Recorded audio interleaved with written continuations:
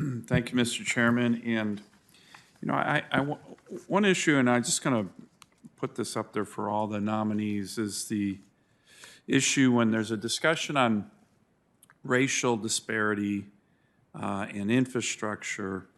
One thing that happens too often in my state is that you have certain groups, outside groups, some of the more extreme environmental groups that want to shut down economic opportunity in places like Alaska.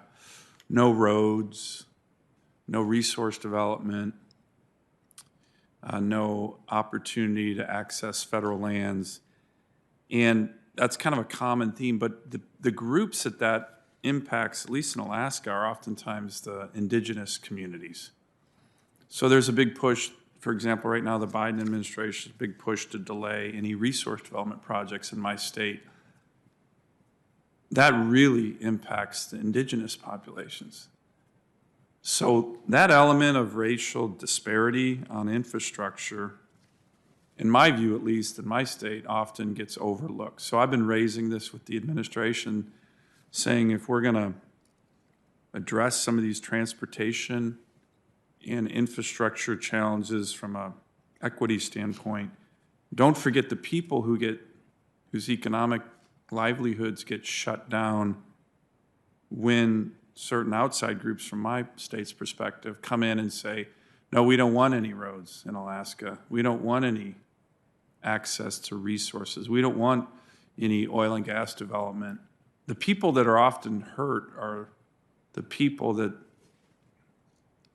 the whole point of racial equity is supposedly meant to serve. So I'd like a comment from our witnesses on that, because I think sometimes these issues can be viewed in an urban-rural perspective, but in my state, they're often very much issues that some of the more extreme environmental groups try to impose on Alaskans have the biggest and most negative impact on the indigenous populations, and has a real negative impact there. So I'd welcome a comment or suggestion from any of the witnesses on that issue, because it doesn't come up enough, and at least in my state, it seems to be forgotten. I'll be glad to make a brief comment with respect to that. The issue historically, mobility has been perceived as a contributor to quality of life and economic opportunity. It's access to jobs, worship, health care, et cetera. And a lot of our investment in transportation has been to stimulate that, to improve the economic opportunity and quality of life. To the extent that initiatives, whatever they are, be it environmental motives, energy motives, or mitigating externalities of transportation, to the extent that they offset some of the mobility opportunities, they will have other consequences, including consequences on the economy and quality of life of folks. And so I think it's very important in that context that the full set of issues and factors are really at the table, and addressing the safety issue before. There's another classic example of that. If we don't provide adequate transportation capacity in our premium systems and that demand spills over onto local streets, it increases the chances of safety risk quite dramatically. So we need to recognize those trade-offs and deal with them and address those in our decision making, because mobility does provide economic opportunity. Thank you. Great, thank you. Anyone else want to comment on that? I'll just give you another example. Again, Alaska is quite unique, but we have over 200 communities, 200 that are not connected by roads. And yet when you try to build a road anywhere in my state, you'll get 20 lower 48 environmental groups to stop the building of a road. It's really frustrating for us in Alaska. Any other thoughts on these issues of access and communities of color? I mean, these are the indigenous people in my state, which is a great group of Americans who often get left out in some of these discussions.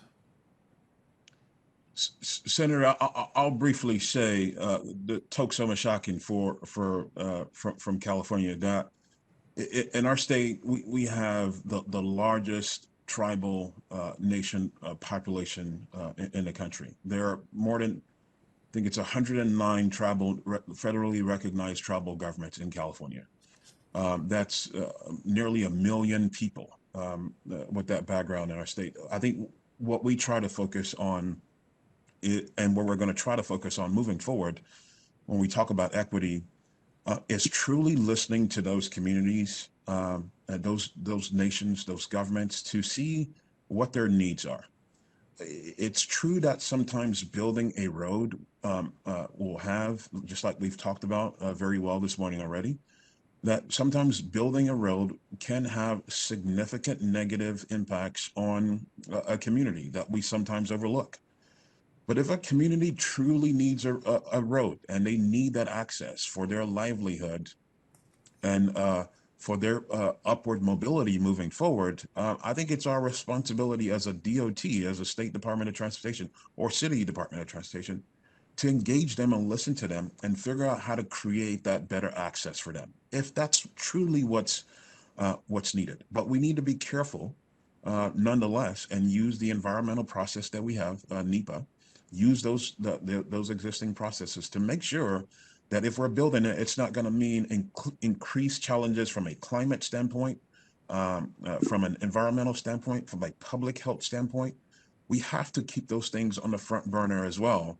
But no doubt we have to listen to communities and let that guide our decision making as we make transportation investments moving forward. Great. Thank you. Thank you very much, Mr. Chairman.